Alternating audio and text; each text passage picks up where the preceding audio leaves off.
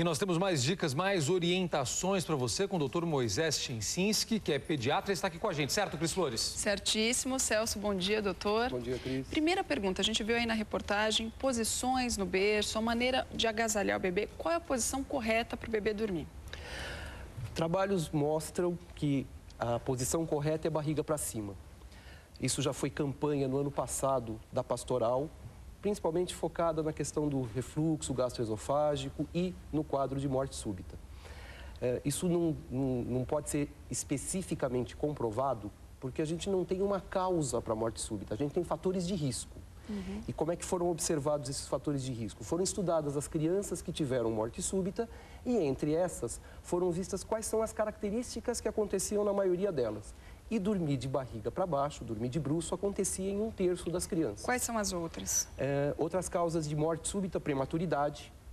Algumas, o mais triste não são as que são da própria criança, que a gente não tem como evitar, mas são aquelas que a gente poderia evitar com prevenção e um cuidado adequado. Mas, doutor Moisés, mesmo uma criança que nunca apresentou nenhum tipo de sintoma, nenhuma indicação, os pais ainda assim devem ficar preocupados com isso? Não é só criança que tem risco que morre de morte súbita. Existe menor frequência, mas elas morrem também. E não é só criança, adulto também. A questão é que as causas são um pouquinho diferentes. Ontem faleceu o ex-presidente Nelson Kirchner, na Argentina, de morte súbita. Sim. 90% dos quadros em adultos, eles têm um foco cardíaco. Por isso é muito importante, quando alguém resolver se transformar num herói de final de semana, aquele cara que faz nada durante a semana e no final de semana ele resolve correr no parque. Antes de fazer qualquer atividade física de esforço, as pessoas devem procurar um cardiologista, procurar seus clínicos para fazerem controle de prevenção. Porque no adulto, 90% desses quadros é provocado por arritmias cardíacas que normalmente a gente não sabe que tem. Agora, doutor, como devem ser feitas os primeiros socorros? Pois é, o grande problema da morte súbita é que não tem primeiro socorro. Porque a hora que você foi ver, já teve a morte. Essa morte em criança, é um quadro que se chama Síndrome da Morte Súbita Infantil, era conhecida como morte do berço. Porque acontecia à noite, a criança ia dormir bem, não tinha nada. Quando a mãe ia buscar o seu bebê de manhã, ele já estava morto. Algumas coisas que a gente pode evitar, e até é interessante, porque eram conceitos que eram utilizados muito antigamente. A gente pode ver na reportagem a respeito de deixar o braço livre, de não superaquecer.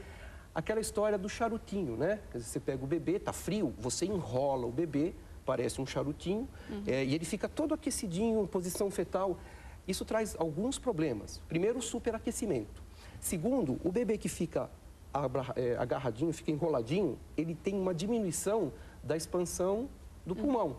Então, ele tem mais dificuldade respiratória. Se você for lembrando na reportagem, a imensa maioria acontece entre 1 e 6 anos. Entre 1 e 6 meses, 90%, que é quando o bebê ainda não consegue desenvolver a sua respiração de uma forma plena. Certo. Então, qualquer coisa que restrinja essa capacidade do bebê de respirar pode provocar, nesse bebê, um quadro de morte súbita. E também o engasgo. Engasgar também, o prematuro também. Agora, isso nós estamos falando de coisas também que podem ser evitáveis. Um pré-natal adequado, fundamental. Então, esse cuidado da morte súbita já começa antes do bebê nascer. Com o pré-natal adequado, a mãe já vai ter condições de ter orientação, de não usar. Parece que a gente fica, toda manhã a gente acorda e fala assim, bom, o que nós vamos falar contra o cigarro hoje, né? E, olha, acho que tudo que a gente falar é pouco. Não pode fumar na gravidez, não pode beber na gravidez, uso de drogas na gravidez, tudo isso evitar. Pode. Depois as consultas com os pediatras, a consulta regular com o pediatra, ou seja, de mês em mês no primeiro ano, conforme a orientação, isso vai ajudar a prevenir e orientar. Exatamente, tem que fazer as consultas periódicas. Muito obrigada, doutor Moisés. E também uma ficha de anamnese na escola, na creche em questão, também ajuda muito, que é aquela ficha onde você preenche todos os dados de saúde da criança. Celso, com você.